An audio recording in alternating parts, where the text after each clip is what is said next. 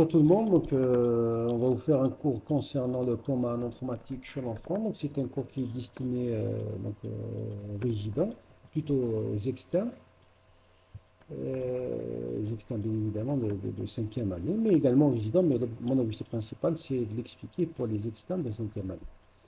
On va parler pendant ce cours, donc on va commencer par une introduction et quelques données de l'épidémiologie. Donc qu'est-ce qu'on a comme chiffre? Et puis, sans oublier, on va parler également du diagnostic positif, comment connaître le coma et le diagnostic différentiel. Mais ce qui est important, c'est de parler des diagnostics étiologiques. Quelles sont les étiologies de coma? Voilà. Donc, comme introduction, donc, le coma est une altération aiguë de la conscience avec disparition des activités de veille, sans ouverture spontanée des yeux et sans réveil possible. Ceci dit, le coma, c'est des degrés, c'est des stades, c'est des profondeurs différentes. Donc, il traduit une souffrance cérébrale profonde. Donc, plus l'enfant est jeune, moins l'origine neurologique du coma est fréquente, avec un grand nombre de pathologies rares dont la prise en charge est très très spécifique. Et un point très important, c'est que l'approche de réalité pédiatrique doit être systématique et hiérarchisée, c'est-à-dire qu'il ne faut pas sauter les étapes. Donc il y a des examens complémentaires qu'il va falloir les demander de manière très très hiérarchisée en fonction du contexte. Quand on dit interrogateur, c'est interrogateur des parents, des accompagnateurs. Donc, quelques mots d'épidémiologie. Donc, les séries publiées concernent les comas non traumatiques sont rares. C'est beaucoup plus des publications qui concernent le coma non traumatique. Donc, l'incidence est de l'ordre de 30 pour 100 000 enfants, avec un pic de 160 pour 100 000 enfants avant une année. Donc, pour vous dire que c'est plus fréquent à cet âge-là. Les sujets sont dominés par des infections neuroméningées, secondées ou bien ensuite on a les pathologies non neurologiques, tout ce que vous le diabète ou autre, les insuline aliènes, etc., qu'on va détailler après. Donc, dans 15% des cas, aucune étiologie n'est retrouvée, malgré les investigations exhaustives. Donc, on fait tout, mais on n'arrive pas à trouver l'étiologie. La mortalité dépend de l'âge et de l'étiologie, avec une moyenne de 50% et avec des extrêmes de 3 à 85% en fonction de l'âge, de l'étiologie principalement. Ce sont les deux principaux facteurs de risque. En effet, une méningite purulente, son pronostic n'est pas celui de n'importe quelle autre étiologie. Une hypoglycémie, c'est grave, on le sait tous. Un nourrisson, il est plus fragile, plus vulnérable. Donc, l'étape de l'anamnèse, les arguments pour une pathologie préexistante, il faut toujours chercher cette mention auprès de la famille. Question de cardiopathie, d'encéphalopathie, de maladies endocriniennes, métaboliques, rénales, hépatiques. Il faut jeter un coup d'œil sur le carnet de santé, on vérifiera le dépistage néonatal, de l'hypothyroïdie, on pense au coma myxidémateux. Les ont rénalés, est-ce qu'ils ont fait le test de Guthrie? La recherche d'une métabolisme quantitative surrénale, vous avez bien compris que dans notre pays, ce dépistage-là ne se fait pas encore, malheureusement, mais espérons qu'il verra le jour incessamment. Donc il faut également chercher la notion d'infection maternelle-fœtale, la croissance latérale du PC, du permettre crânien de l'enfant, ainsi que les vaccinations effectives. On va chercher un contexte infectieux également, et puis il faut rechercher également des anomalies orientant vers une intoxication, par exemple une notion de voyage. Donc une notion de voyage récent, le mode de vie habituel, le mode de garde de l'enfant, son alimentation, son sommeil, etc. Donc l'examen clinique initial est très important, donc on va essayer d'évaluer immédiatement les fonctions ventilatoires et hémodynamiques. L'examen neurologique à la recherche des signes de gravité, tels que les troubles dysautonomiques, hypotension, hypertension, pause respiratoire. On cherche également une hypertension intracrânienne et chronique par une augmentation donc anormale du PC, par la présence de disjonctions de suture, avec des yeux en coucher de soleil, bombement de la frontale antérieure, voire un engagement sous-contoriel. On cherchera également un syndrome ménager qui peut se manifester uniquement par une apathie. C'est pas ça. Il faut savoir que le syndrome ménager chez l'enfant, c'est pas la raideur ménagère, c'est pas le Brudzinski, c'est pas le Koenig qu'on vous a appris pendant votre cours de 4e année en module infectieux. En pédiatrie, nourrissant, ça peut être une hypotonie, apathie, pleurs incessants, fièvre, plus pleurs incessants, ça peut être une méningite. Voilà. Toujours d'examen clinique. Dans cette démarche clinique, on peut inclure les bilans, donc le bilan échographique du malade, qui constitue qu'une première approche. L'avantage, c'est que c'est facile à réaliser chez un malade, même instable, pas obligé de le déplacer. Néanmoins, quand ça vous l'avez bien compris, que les petits nourrissons qui ont encore une fontaine intérieure encore ouverte, on ne peut pas la faire au-delà d'un certain âge. On peut parfois montrer un épanchement sanguin péri ou intracérébral. Pardon. La sensibilité n'est pas très bonne, on doit la période néonatale donc immédiate, mais quand même, ça permet une orientation étudiée. Le Doppler transcrânien est de plus en plus utilisé, il permet de repérer par exemple une asymétrie de vascularisation et de suivre la réponse au traitement d'une hypertension intracrânienne par exemple. Le Fondé est un examen simple, sans risque. Hein, donc, pas imaginer qu'on va déplacer le malade dans l'ophtalmo, on va lui faire un Fondé comme celui que. Donc ça peut être un Fondé, on peut utiliser comme l'ophtalmoscope si vous voulez, c'est comme un otoscope. Une facilitation qui permet quand même de détecter la présence d'hémorragie rétinienne, mais qui ne peut pas retrouver l'œdème papillaire en cas d'HIC. C'est ça le problème. Pas très sensible. Les examens complémentaires au paraclinique, certains examens biologiques doivent être systématiques, même en présence d'une sujet apparemment claire et évidente. Donc, les indications, par exemple, la ponction lombaire, doivent être larges. Les contre-indications sont l'hypertension crânienne. Donc, la FDM en cas de doute, on peut la demander chez un grand enfant pour éliminer une hypertension crânienne, mais chez le petit nourrisson, habituellement, on ne fait pas facilement, on ne fait pas une TDM. Alors, chez le nourrisson qui a encore les fontaines antérieures déjà encore ouvertes, on peut ne pas la faire. En tout cas, on peut se contenter d'un fondé. Vous allez me dire que le fondé n'élimine pas une HIC, mais il faut savoir qu'un fondé normal permet du moins d'éliminer une HIC sévère. Il ne permet pas d'éliminer une HIC, donc HIC légère, mais ça nous permet d'éliminer une HIC avec risque d'engagement. Quand il y a une HIC sévère avec risque d'engagement, forcément, il y a un œdème papillaire. Donc, s'il n'y a pas d'hypothèse diagnostique, ce bilan de première intention, donc celui-ci devrait être complété par des examens de deuxième, voire troisième intention. Donc, toujours dans le même sillage, donc les examens radiologiques du fonctionnaire, on va demander une image initiale en l'absence de diagnostic, il n'y a pas de sujet évident, devant des signes de localisation, par exemple. Donc, on pense qu'il y a peut-être une tumeur cérébrale localisée, etc. On peut demander une TDM cérébrale, donc à l'origine d'un signal traumatique, à l'origine des signes d'œdème cérébral. L'IRM beaucoup plus performante pour la détection précoce des AVC, de micro-hémorragie, et pour l'analyse des différentes structures hémisphériques et du tronc cérébral.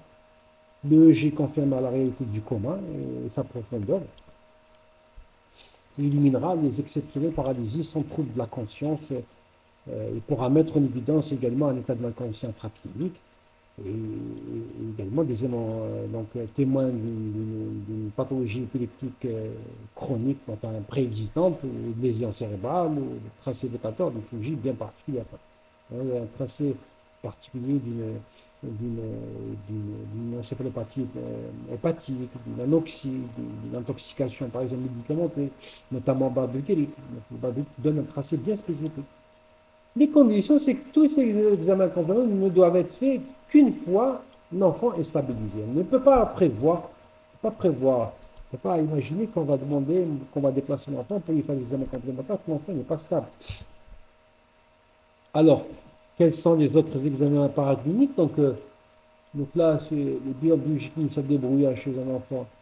Donc ça vous paraît exhaustif, mais en réalité, théoriquement, c'est ce qu'il faut demander. Bon, après, ça dépendra bien évidemment des conditions de travail de chaque hôpital, mais voilà ce qui doit être fait. Donc, une glycémie capillaire, c'est important. Dans le plasma, une glycémie, l'hémogramme, un hémogramme, l'urée, créate, gaz du sang, bilan phosphocalcique, fonction hépatique, la C-protéine réactive, la procalcitonine, les hémocultures, acide lactique, les toxines exogènes. La demande doit être très exhaustive. Du paracétamol, le benzodiazépine, le chardon à glu, surtout quand il y a un contexte. Par exemple, il y a un enfant qui vient comateux qui présente des lésions de brûlure. Donc il y a toujours, il faut toujours penser aux intoxications chardon anglais parce qu'il y a des gens qui mettent le chardon anglais sous forme enfin, comme une préparation, comme une pommade, qui le mettent sur des brûlures et les conséquences sont dramatiques. Voilà. Ça, c'est au niveau du sang. Les urines, donc on va demander des protéines, le glucose, les examens cytobactériologiques, les corps cétoniques, le liquide céphalorachidien, donc on va demander les protéines, le glucose, les cytologies, l'interférence, et on pense par exemple, notamment, euh, on pense par exemple aux causes infectives, la PCR par exemple, on peut demander également la PCR, beaucoup plus. L'interférence pour les spines d'herpès n'est pas très. Sa positivité, elle est tardive, pas intéressante. On demande une PCA par exemple, d'herpès. Alors, ça, c'est des bilans de deuxième intention chez un nourrisson ou un enfant présentant un coma. Et ceci pour orienter si toutefois la première intention ne nous a pas permis d'avoir une fusée. Donc, le plasma, donc on recherchera, donc on fera une recherche élargie de toxines exogènes, l'ammonimie, l'acide lactique, le CPK, chromatographie des acides aminés, maladie du système, pathologie inflammatoire, vitesse de sédimentation, etc., etc. En cas des endocriniennes, on pense qu'il y a une orientation là-dessus, donc on va demander un bilan thyroïdien, un bilan surrénalien, des hémoglobinopathies, etc. Alors, l'évaluation, maintenant qu'on a terminé qu'est-ce quelle est la démarche diagnostique, l'interrogatoire d'examen clinique et les examens complémentaires, là, on va parler de l'évaluation du degré du coma. Vous avez bien compris qu'on est en pédiatrie. En pédiatrie, l'évaluation du coma peut être compliquée chez l'enfant jeune. Chez le nourrisson, c'est compliqué. Donc, il n'y a pas de réponse orientée. Ou on va voir après.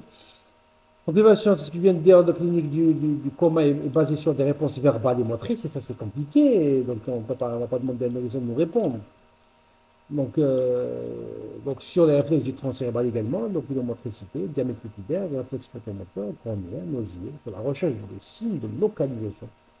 Cette analyse sert de base aux échelles d'évaluation de la profondeur d'un coma. Le plus utilisé, c'est Glasgow. Donc ça, c'est connu. Donc avec les items verbo-moteurs ont été adaptés chez l'enfant de moins de 5 ans. Il y a d'autres scores, le score de Four, etc. Mais moi, c'est des scores qui demandent à être validés chez l'enfant. Là, c'est le Glasgow. Donc, vous avez les paramètres, donc l'ouverture des yeux, la réponse verbale, la réponse motrice. Vous avez la mesure, le total, c'est 15. Donc, vous savez tous que le Glasgow, le score, le total, c'est sur 15. Après, en fonction de la réponse, par exemple, l'ouverture des yeux, elle est spontanée, donc il a 4. Si elle est absente carrément, c'est 1. Si à la douleur, on va le pincer, donc c'est 2. Si on l'appelle avec son nom, il ouvre ses yeux, donc c'est 3. Une réponse verbale également de 5 à 1, donc de gravité croissante. Donc s'il sourit, sourire, crie, mot approprié pour l'âge, bien évidemment, pour l'âge orienté, donc c'est 5. Et s'il n'y a aucune réponse verbale, donc c'est 1. Voilà.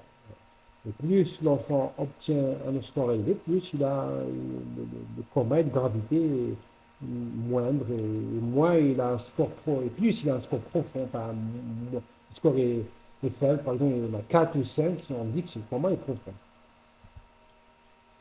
Alors, quels sont les diagnostics différenciés? Il faut en parler parce que c'est rare, mais il faut en parler. Donc, rare chez l'enfant, donc on peut trouver des troubles psychiatriques. Donc, on peut avoir une atteinte des flux du système neuromusculaire et périphérique, une altération chronique de la conscience qui se voit essentiellement après un coma, par exemple.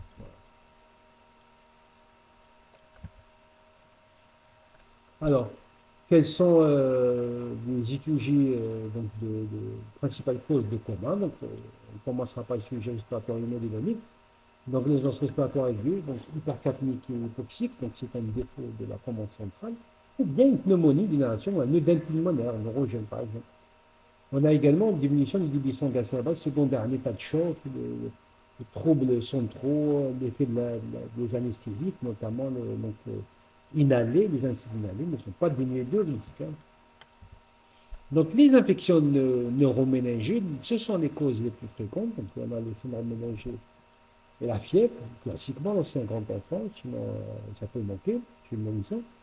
On cherche plutôt une sensation hémodynamique, respiratoire ou digestive, l'hypotonie axiale est très évocatrice, trouble du comportement, des convulsions, une fontaine intérieure qui bombante, c'est très évocateur.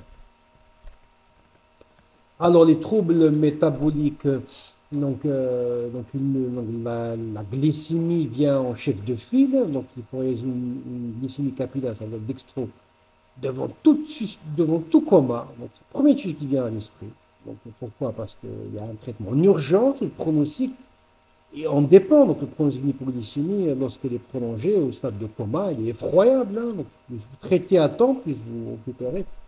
Vous risquez d'avoir vous augmentez les chances d'une amélioration de son pronostic. Voilà. Même si le contexte évoque notre chirurgie, le dextro est obligatoire, notamment chez le nourrisson. Voilà.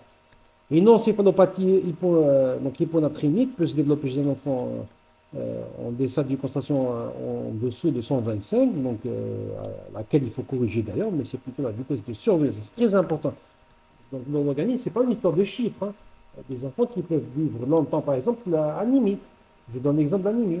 Mais c'est le passage, par exemple, de l'anémie. Je donne l'exemple de l'anémie parce que c'est très typique. C'est le passage de 11 vers 7 qui en quelques heures, qui est plus foudroyant qu'un enfant qui vit, par exemple, avec un 5 d'hémoglobine chronique. Il s'adapte, son organisme s'adapte. Même chose pour la tension artérielle, la même chose pour le sodium. Donc, un sujet qui a une hyponatrémie qui traîne, il peut bien tolérer parce qu'il a mis au point ces mécanismes d'adaptation.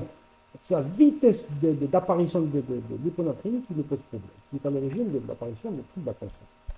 On a également les décompensations des erreurs innées du métabolisme qui sont beaucoup plus rares, mais il faut y penser. Les pathologies de sucre de l'urée, les acides organiques, notamment l'acide malonique, les ovaliniques, etc. Les protéines.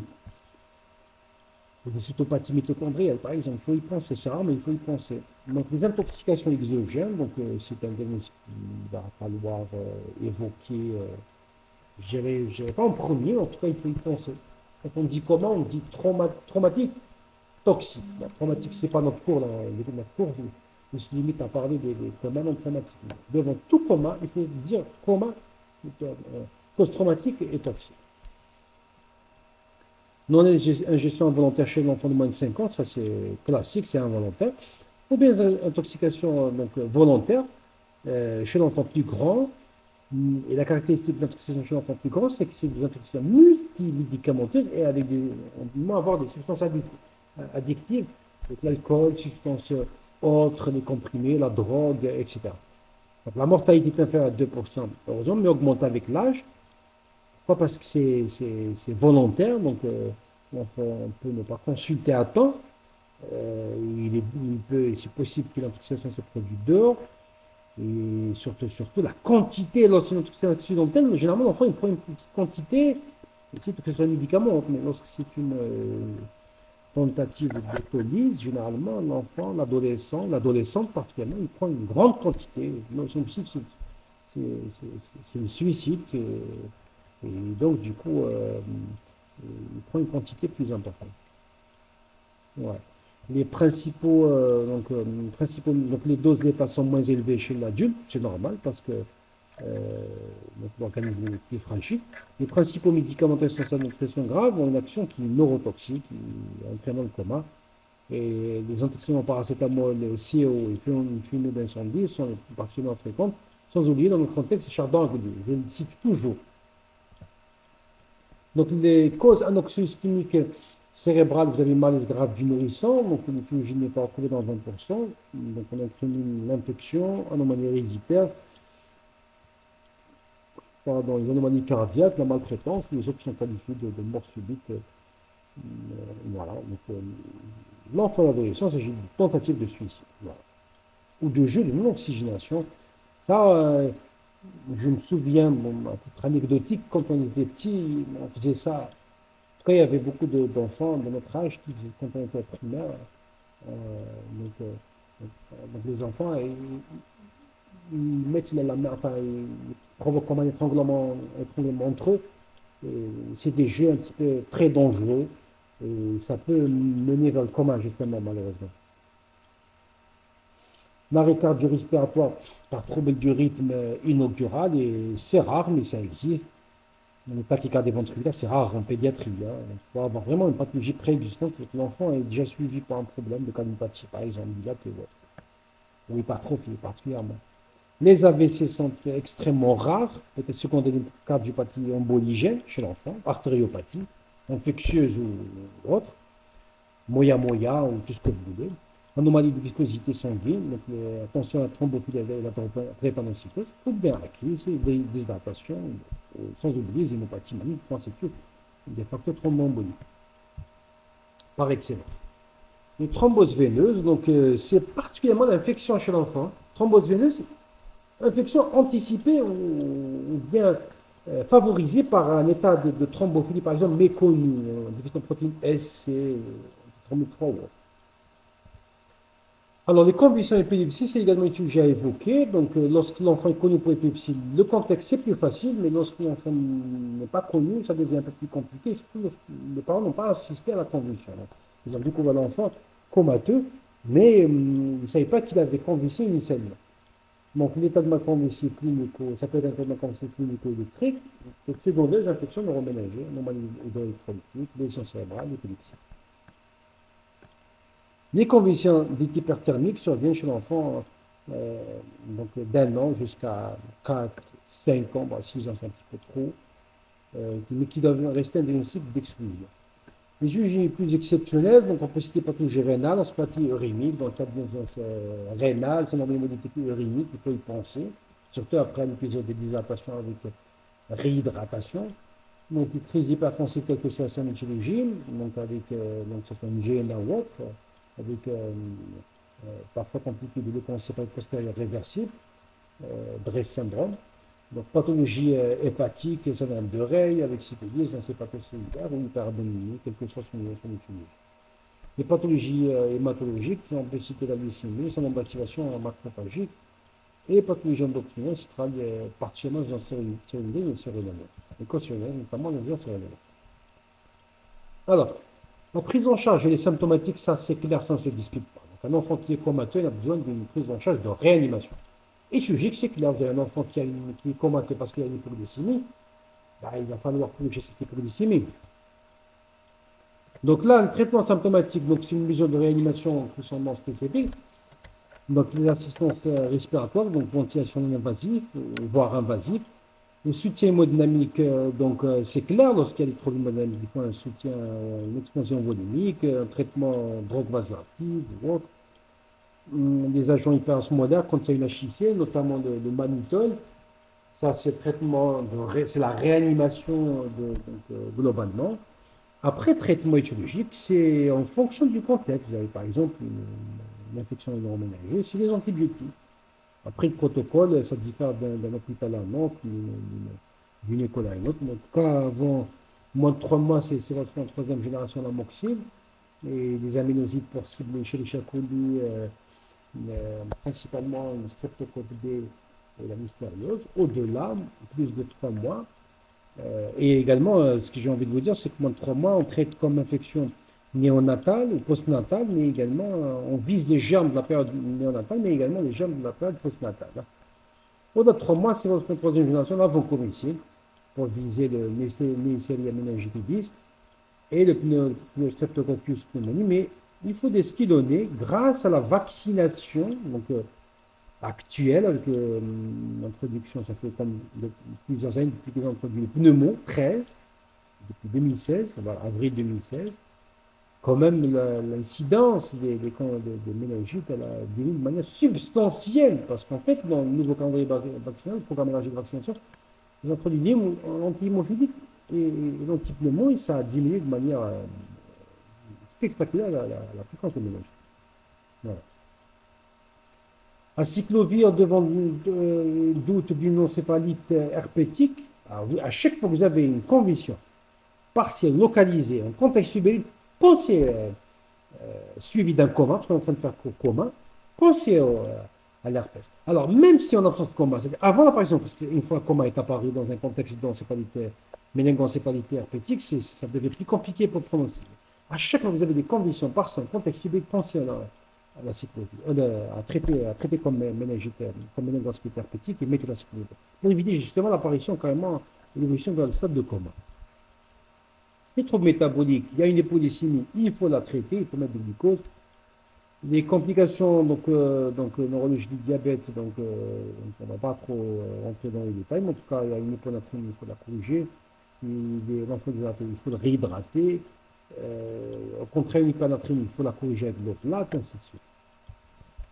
Les intoxications exogènes, donc la pratique de décontamination des gestions, notamment charbon activé, restreinte aux ingestions certaines qui datent de moins de 10 heures. Bon, franchement, sur le plan pratique, on tolère jusqu'à 3 heures, voire plus. On se dit à chaque fois qu'on élimine un tant soit peu le toxique donc, du tube digestif de l'enfant, c'est déjà bien. Sinon, on peut également proposer une prise en charge spécifique en fonction du contexte. Donc, vous avez une localisation des urines en cas d'intoxication à l'aspirine, une hémodialyse en cas d'intoxication au lithium à l'aspirine, une oxygénothérapie bar. Malheureusement, on n'a pas ça dans le pays, espérant que ça va changer. Donc, on fait une oxygénothérapie avec lunettes. En cas d'intoxication au sérum, mais c'est une thérapie hyperbare qui est indiquée. Les antidotes spécifiques, en fonction du contexte, par exemple, la N-acétylcystéine en cas d'intoxication en paracétamol. La transplantation hépatique est indiquée, est envisagée en cas d'intoxication en agence hépatosimilaire, seconde une intoxication massive au paracétamol, où on ne peut rien espérer du foie natif de l'enfant. À ce moment-là, il faut penser à. Il faut faire une transplantation. Là aussi, espérons que ça va changer également, mais espérons que la transplantation va devenir une pratique quotidienne et banale dans notre pays, Inch'Allah. Inch'Allah. Donc une instance extracorporelle, hémodynamique ou rénale est parfois nécessaire également. Notamment, par exemple, l'ECMO, c'est une thérapie extracorporelle en cas d'insuffisance respiratoire, insuffisance cardiaque. Réfractaire à toute thérapie. Contexte anoxique, donc hypothermie contrôlée est indiquée par exemple chez l'enfant qui est victime d'une noyade. Ça peut ça peut améliorer le pronostic. Les AVC pris en charge, pas clair, la thrombolyse n'est pas très validée chez l'enfant. Il y a un risque de transformation hémorragique très fréquent. Il faut indiquer les paranothérapie en cas de récidive, de risque de récidive. À chaque fois que vous avez une pathologie qui risque de récidive, il va falloir penser à mettre les paranothérapie. Par exemple, cardiopathie emboligène, dissection intracrânienne ou autre. Thrombose veineuse, il faut indiquer de l'épargnothérapie à dose hypocoagulante. Thrombolyse, bon, situation grave, là aussi, c'est pas très validé chez l'enfant. Les vascularités inflammatoires auto-immunes, donc il faut un traitement agressif à base de corticoïdes, d'immunosuppresseurs, d'échanges plasmatiques, voire de thérapie. L'épilepsie, il faut sa prise en charge de l'état convulsif. Donc on commence par les benzodiazépines chez l'enfant. Je ne parle pas du nouveau-né chez l'enfant. Il faut toujours commencer par les benzodiazépines. C'est comme ça qu'on traite de convulsions. Voilà. Bon, j'ai mes Rivotril, mais il faut penser à mettre le midazolam. C'est très intéressant comme antiépileptique. Pas à dose sédative, mais à dose anticonvulsive. Autre situation, assistance hématologique, rénale, en fonction du contexte. Voilà. Donc, en conclusion, devant le coma, un coma de l'enfant, bien évidemment traumatique, une démarche systématisée doit permettre d'arriver rapidement à un diagnostic dans la majorité des situations de coma du l'enfant. Cette attitude permet d'éviter les séquelles neurologiques graves. L'implication pratique de techniques d'imagerie fonctionnelle de plus en plus sensibles pourrait permettre d'affiner l'évaluation de l'état de tension et d'accélérer le diagnostic clinique. La prise en charge symptomatique est primordiale, à fortiori dans les situations de coma prolongé, où cette option thérapeutique est plus qu'importante, en plus de l'étiologie biomédicale. Et je vous remercie.